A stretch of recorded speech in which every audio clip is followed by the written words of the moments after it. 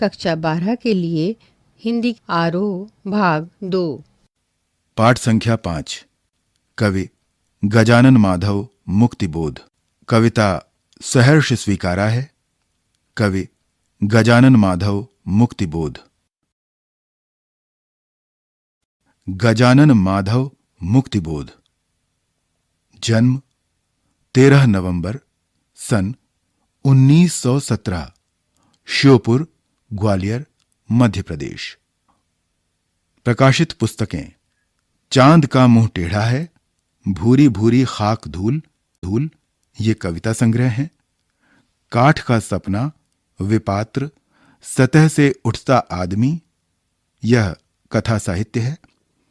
कामायनी, एक पुनर्विचार, नई कविता का आत्मसंघर्ष, नए साहित्य का सौंदर्य शास्त्र, अब आखिर रचना क्यों नाम से, समीक्षा की समस्याएं, एक साहित्यिक की डायरी, आलोचना, भारत, इतिहास और संस्कृति।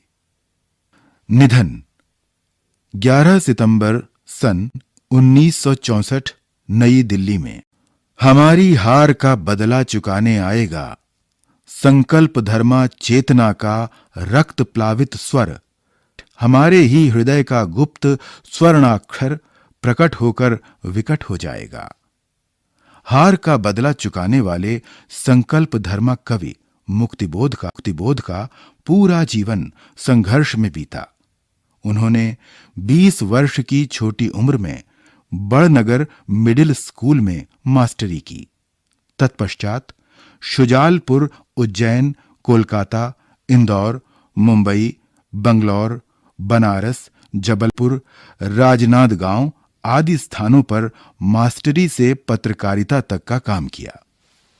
कुछ समय तक पाठ्य पुस्तकें भी लिखी। छायावाद और स्वच्छंदतावादी कविता के बाद जब नई कविता आई तो मुक्तिबोध उसके अगुआ कवियों में से एक थे।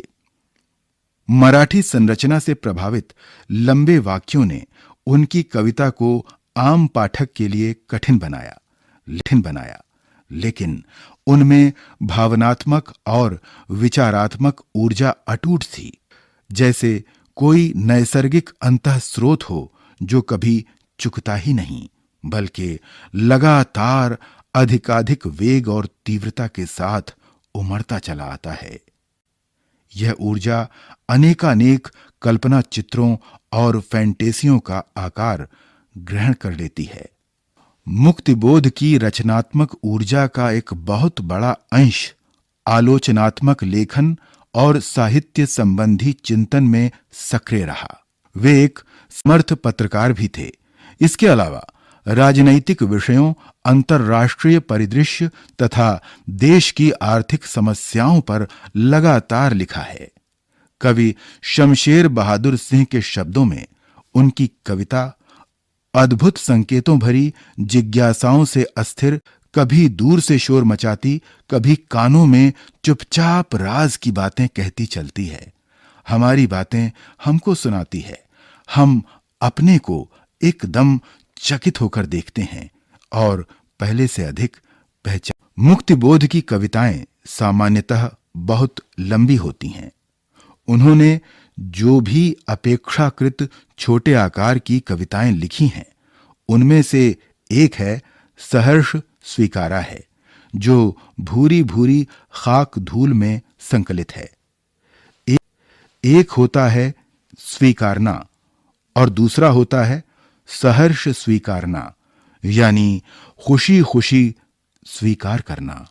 जीवन के सब दुख सुख, संघर्ष अवसाद, उठापटक, सम्यक भाव से अंगीकार करने की प्रेरणा यह कविता देती है। कवि को जहां से यह प्रेरणा मिली, प्रेरणा के उस उत्स तक भी हमको ले जाती है। उस विशिष्ट व्यक्ति या सत्ता के इसी सहजता के चलते उसको स्वीकार किया था, कुछ इस तरह स्वीकार और आत्मसात किया था कि आज तक वह सामने नहीं भी है तो भी उसके होने का एहसास है।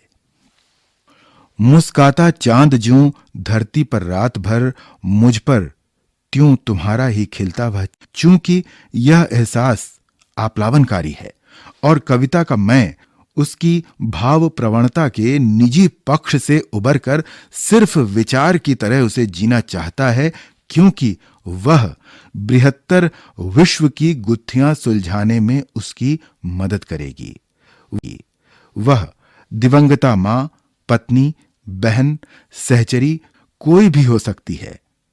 सहज स्नेह की ऊष्मा जब विरह में अग्निशिखा सी उद्दीप्त हो उठी है, थोड़ी थोड़ी सी निस्संगता भी एकदम से जरूरी हो आई है और वह चाहने लगा है मोह मुक्ति। चाहने लगा है कि भूलने की प्रक्रिया एक अमावस की तरह उसके भीतर इस तरह घटित हो कि चांद जरा सा ओट हो ले। अंधेरे से सामना हो तो चित्त की ताकत बढ़े।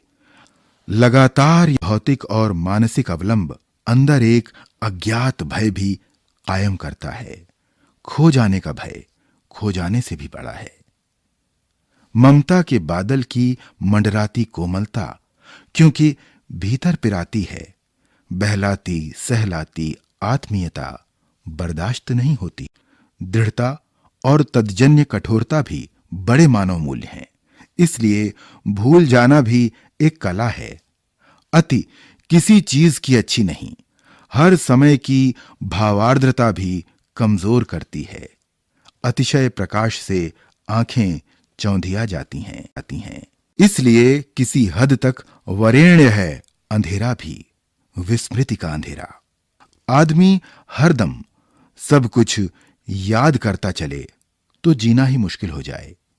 तमसो मां ज्योतिर्गमय यदि एक प्रकार का सच है तो उतना ही बड़ा सच है पाताली अंधेरे की गुफाओं में डूबना। भूलना दंड सही, फिर भी पुरस्कार मानकर ही ग्रहण करना चाहिए। धुएं के बादल भी पूर्ण विस्मृति घटित नहीं कर पाते। यादों का धुंधलका वहां भी है। मनुष्य की संपूर्ण चेतना अंधेरा उजाला, सुख दुख, स्मृति विस्मृति के ताना भरनी से बुनी एक कबीरी चादर है जिसे आत्मा चारों ओर से यानी संपूर्णता में लपेट लेना चाहती है। जीवन का निष्कर्ष यही है कि वहां किसी का नहीं, क्योंकि सब उसकी परछाई है। प्रश्न यहां उठता है कि वह है कौन, दिवंगता मां या प्रिया? बृहत्तर जीवन दर्शन जो ईश्वर निरपेक्ष होता हुआ भी उतना ही सर्वव्यापी और आप्लावनकारी है जितना कबीर के राम या वर्ड्सवर्थ की मातृमना प्रकृति। यह गुत्थी न भी सूझे तो भी कविता अपनी मर्म स्पर्शिता और द्वंद्व विह्वलता के कारण उतनी ही संगत और विशिष्ट है।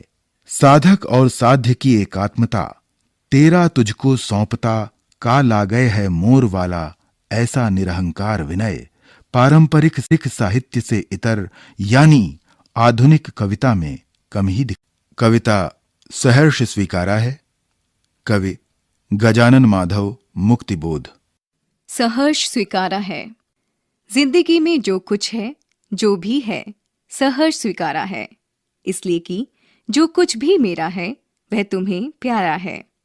गर्बीली गरीबी यह गंभीर अनुभव सब, यह विचार वैभव सब, दृढ़ता यह भीतर की सरिता यह अभिनव सब, मौलिक है, इसलिए कि पल पल में जो कुछ भी जागृत है, अपलक है, संवेदन तुम्हारा है। जाने क्या रिश्ता है, जाने क्या नाता है, जितना भी उड़ेलता हूँ भर भर फिर आता है। दिल में क्या झरना है, मीठे पानी का सोता है, भीतर वह ऊपर तुम, मुस्काता चांद जो धरती पर रात भर, मुझ पर त्यों तुम्हारा ही खिलता वह चेहरा है। सचमुच मुझे दंड दो कि भूलूं मैं तुम्हें भूल जाने की दक्षिण ध्रुवी अंधकार अमावस्या। शरीर पर, चेहरे पर, अंतर में पालूं मैं, झेलूं मैं, उसी में नहालूं मैं, इसलिए कि तुमसे ही परिवेष्टित आच्छादित रहने का रमणीय यह उजेला अब सहा नहीं जाता है, नहीं सहा जाता है। ममता के बादल की मंडराती कोमलता भीतर पिराती है, कमजोर और अक्षम अब हो गई है आत्मा यह। छटपटाती छाती को भवितव्यता डराती है, बहलाती सहलाती आत्मीयता बर्दाश्त नहीं होती है। सचमुच मुझे दंड दो कि हो जाऊं पाताली अंधेरे की गुहाओं में विवरों में, धुएं के बादलों में बिल्कुल मैं लापता कि वहां भी तुम्हारा ही सहारा है। इसलिए कि जो कुछ भी मेरा है या मेरा जो होता सा लगता है, होता सा संभव है सभी वह तुम्हारे ही कारण के कार्यों का घेरा है, कार्यों का वैभव है। अब तक तो जिंदगी में जो कुछ था, जो कुछ है, सहर्ष स्वीकारा है। इसलिए कि जो कुछ भी मेरा है वह तुम्हें प्यारा है।